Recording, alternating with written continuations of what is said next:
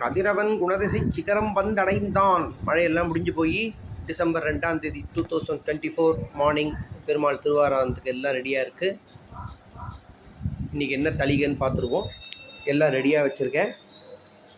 மிந்திய குழம்பு பண்ணுறதுக்கு புளி கரைச்சல் ரெடியாக வச்சுருக்கேன். புதினா சாத்தமுதுக்கு ரெடி பண்ணி வச்சுருக்கேன். புளி தண்ணி கரைச்சி வச்சு தக்காளி கருவேப்பில்லை கொத்தமல்லி எல்லாம் போட்டு இதில் சாத்தமுது பொடி எல்லாம் போட்டு ரெடியாக வச்சுருக்கேன்.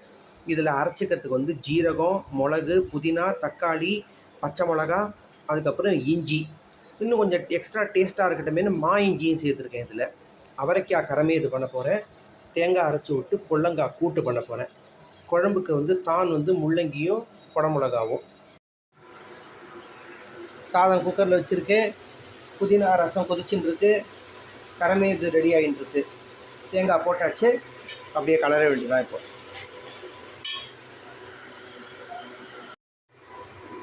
தேங்காய் அரைச்சி விட்ட பொல்லங்காய் கூட்டு ரெடி. பெருமாள் திருவாராதனுக்கு வெளியில் ஏழை பண்ணி தயார் நிலையில் இருக்கார்.